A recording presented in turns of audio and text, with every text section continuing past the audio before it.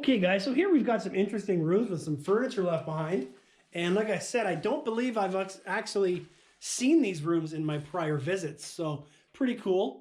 A video of an urban explorer breaking into the Muskoka Regional Centre illegally is making the rounds amongst Muskoka officials and authorities. This video was uploaded to YouTube earlier this month and shows the man walking across the private property and then getting into the building and taking various shots inside.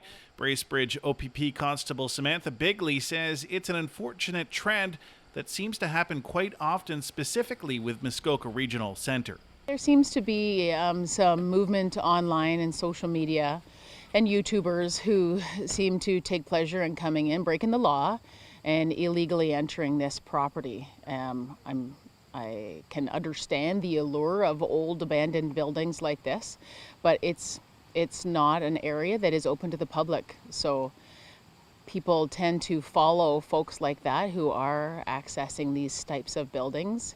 And so they want to come and check it out themselves, and we would really like to discourage that behavior, as it's not safe. Gravenhurst Mayor Paul Kelly says videos like this are distressing as they promote this type of behavior. With regard to the Muskoka Regional Centre, there have been on and off incidences of people being on the property, which is totally inappropriate and illegal, actually. Because it is owned by the province, and clearly there's lots of warning signs that says do not trespass.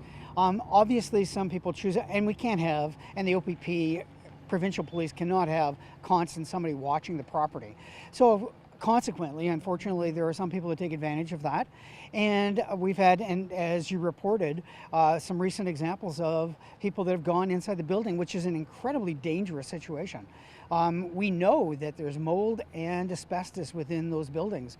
And we do know that once the province and the town and the district, once we're able to identify a proponent that will move forward to deal with the property and bring it back to a former glory, one of the things we do know is that the buildings are not habitable, and they are not there for people to be in now or in the future. So the expectation by the province and by us is that they will be taken down and destroyed appropriately. So people going on the property are certainly putting themselves in jeopardy personally, but also it's against the law, it's illegal, and the OPP are called. Bigley says just because it seems inviting to explore the abandoned space, that doesn't mean it's an invitation to break in. It's not safe. It's not a museum. It's not a tourist attraction. It's private property. It is closed to the public. And we get, Bracebridge OPP, certainly many calls for service here. In the last month and a half, we have had over a dozen calls for service as other concerned members of the community call in to report that people are accessing the property. And when we do arrive, if we find someone is on property, we are laying charges every single time and hoping to spread the message to those that do endeavor to come here that there's a consequence.